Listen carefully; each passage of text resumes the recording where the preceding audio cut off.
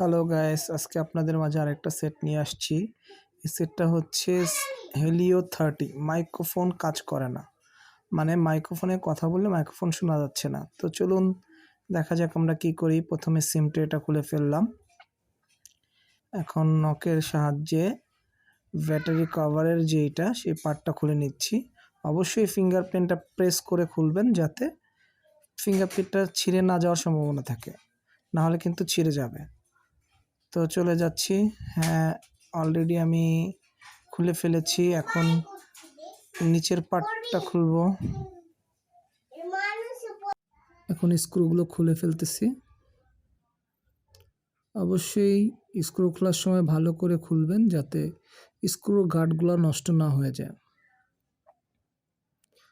স্ক্রুর গার্ডগুলো যদি নষ্ট হয়ে যায় তাহলে স্ক্রুগুলো স্লিপ করবে, ঠিক মতন খুলতে পারবেন না।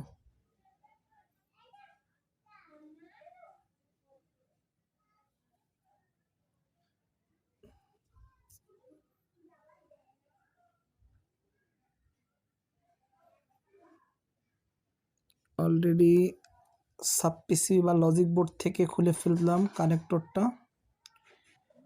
এখন আরএফ কেবলটা খুলে ফেলছি। এখন ডিসপ্লে ইউনিট থেকে অলরেডি সাব পিসিবি বা লজিক বোর্ডটা খুলে ফেলতেছি। এটা খোলা শেষ। যেহেতু এটার সাথে মাইক্রোফোন কানেকশন আছে, সেহেতু অলরেডি আমি এটা খুলে ফেলছি। এই যে দেখেন মাইক্রোফোনটা, এই মাইক্রোফোনটাই সমস্যা হয়েছে। তাই এখন আমি এই লজিক বোর্ডটা চেঞ্জ করব।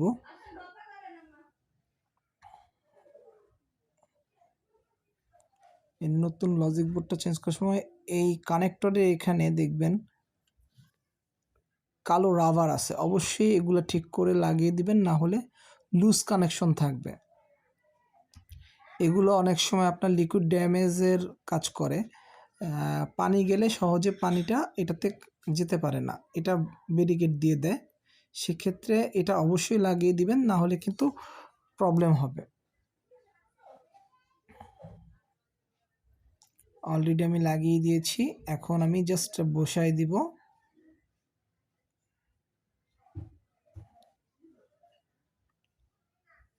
অবশ্যই সেম ঘাটেই বসাবেন।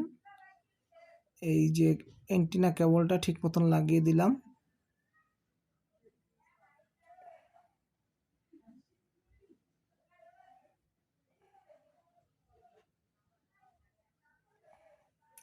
কেবলটা লেগে গেছে, কেবলের পার্টে বসাই নিলাম। এখন স্ক্রুগুলো লাগিয়ে দিব।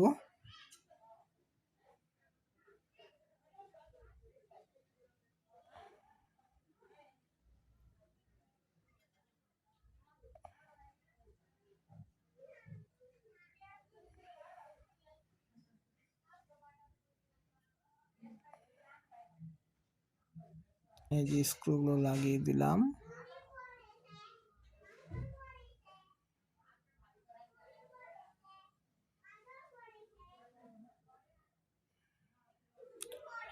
অলমোস্ট আমার কাজ শেষ।